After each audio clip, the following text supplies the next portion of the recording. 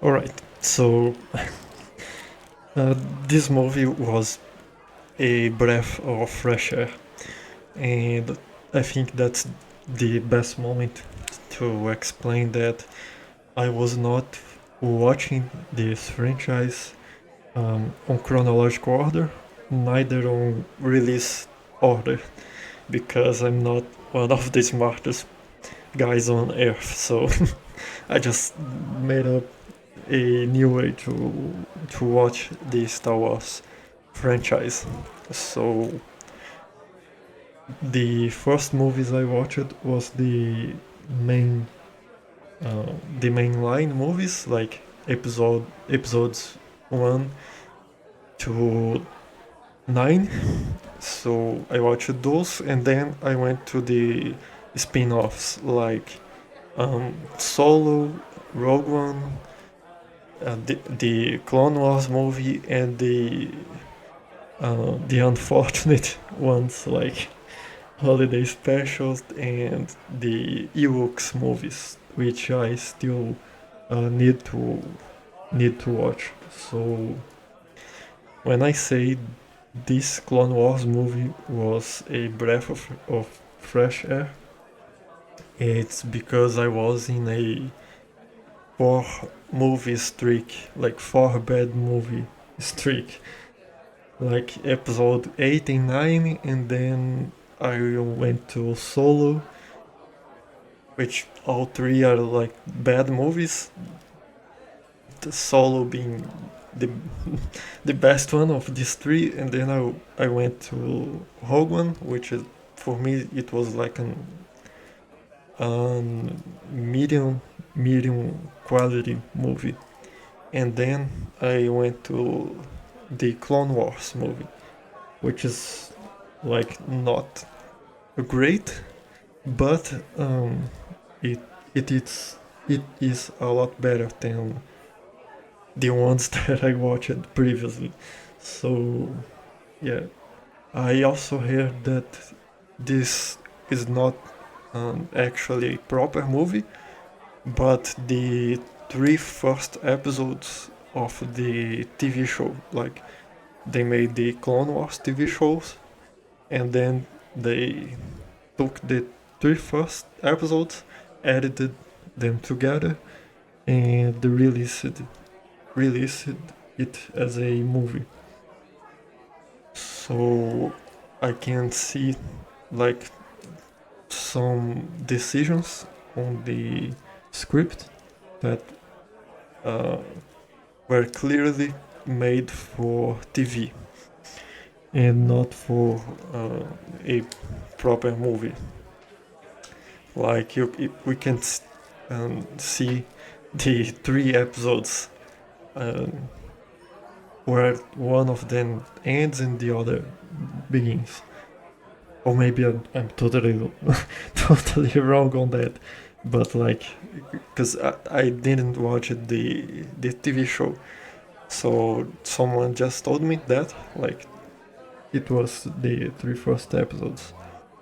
So watching the movie, it seems like the first episode is the part where Anakin and Obi-Wan is on that planet fighting on that first planet fighting the droid army, and then there is the second episode, which is when they try to find Jabba's son, and then there is the third episode, which is the conclusion where they find the baby hut and they are trying to return it to Jabba. So knowing that the movie was these three episodes together, that's like how I think the episode division was made. But again, I didn't watch the Clone Wars TV show, so maybe I'm totally wrong on that. Um, so yeah, there is a lot of good stuff on that movie. There is some bad stuff, but they managed to fix it. Like um, starting right at the beginning when Anakin gets the pattern he needs to train. There is some arguing like between Anakin and Ahsoka. So that is something that I don't appreciate too much in movies, and it's the main reason on why I started skipping parts of the Rise of Skywalker. But I'll talk about that when we get to that episode. So, at the beginning, Anakin does not want to have to train someone else, and Ahsoka wants to be trained by Anakin. So there is a little bit of arguing on that matter, and as the episode progress, um, Anakin starts to appreciate Ahsoka being on his side. So they fixed that really fast, so it does not become a bigger issue for me.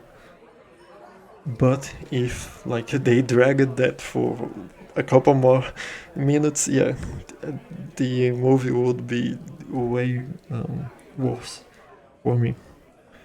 Um, since this was made for TV, the script is very simple. Like uh, Jabba's son is missing. We need to find him before Dooku finds it, so we can have advantage at the war against the separatists. So there is nothing much to talk about it because like it's basically it. So they go on the planet. They think Jabba's son is. They fight with a droid army. They get the baby hut, and they go back to Tatooine to return the the baby to Jabba. There is some side plots that I think they will they will explore more on the next episodes, like episode 4, 5, and so on, or from the TV show.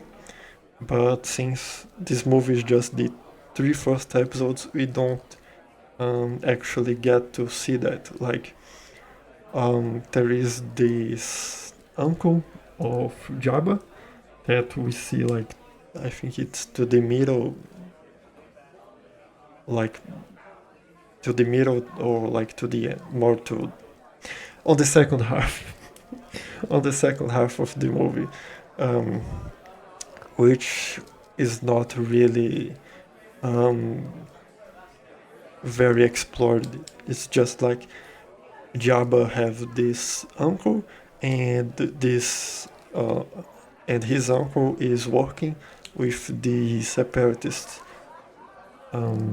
So they don't explore that too much. And also there is Padme. She appears in this movie, but she does not do like much to the plot to advance. Like she appears on the third part of the movie, and she goes to try to negotiate with Jabba's uncle, but that does not go very well. She gets captured. She gets rescued a little bit after by the clones, and then she manages to contact Jabba to explain that his uncle was kind of behind the disappearance of his son.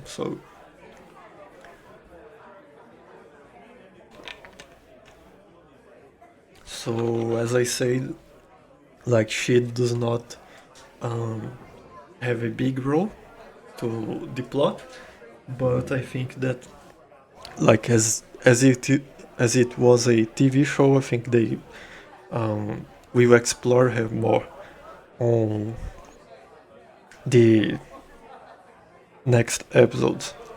Um, Again, I didn't watch the TV show, so maybe I'm totally wrong on that. And on the rest of the TV show, Padme uh, just continues to appear like to small roles in the main plot, to those small roles on the main plot.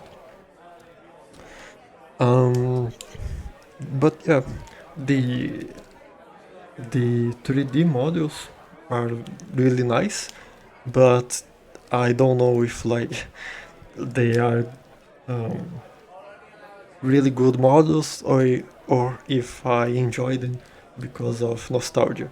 Because like the models are very simple. Um, there is some moments of the movie where the lighting is kind of odd, like when it gets casted onto the models, but it's not like a big issue. And when I say I don't know if the models are good or if it's nostalgia, it's it, it's because of like my second contact with the Star Wars franchise was through the Clone Wars Adventures MMO video game. So there is like kind of a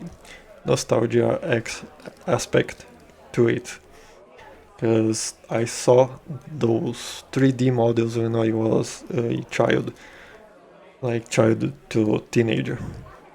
So yeah, there is that. Um, some stuff are clearly for children. Like there is some small there is some jokes in the movie that was clearly made for children, mainly when Obi-Wan is negotiating um, his surrender with the droid army. So he just cracks some jokes in that moment, and also when he is talking with Jabba about his missing son. So there is some jokes in there, but it's still better than what they made in the sequels. Because like the jokes on this movie are silly, but they still work, at least for me. While on the sequel trilogy, the jokes are just meh. They exist, and most of them just does not work. Um, so yeah, if I watched this when it got released, I think I would really enjoy that and like go after the TV show to watch that.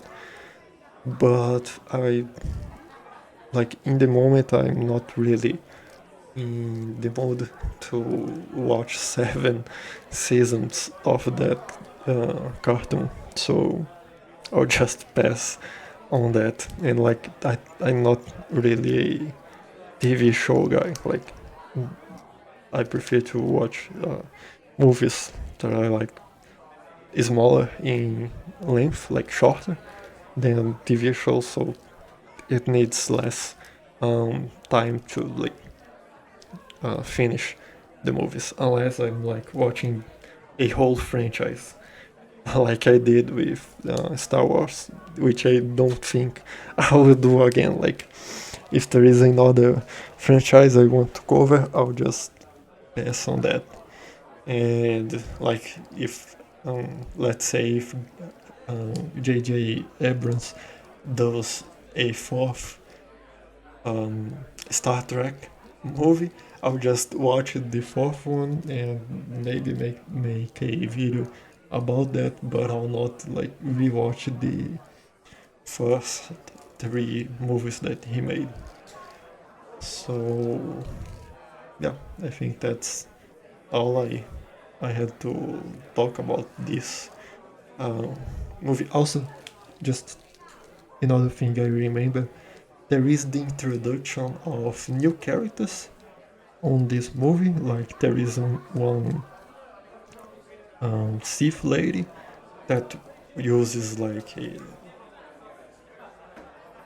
two lightsabers that can merge into one, like Darth Maul's lightsaber. I don't really know who she is. I think she is at the 2D Clone Wars TV show because I saw someone similar to her in the uh, in the 2D show poster. So I think they will like introduce a lot of new characters on this series. But like on the movie itself, I think it was just this Sith lady and Jabba's uncle, and also, of course, Jabba's son. That I don't think it is mentioned again in any other piece of media, and I really doubt that Jabba's son is mentioned again, even in this TV show, because it's just something really odd to have. Like, who's the mother? Who looked at Jabba and said, yeah, I want to marry that guy and I want to have a baby with him. So yeah, I think that's all I have to say. No, it's for you.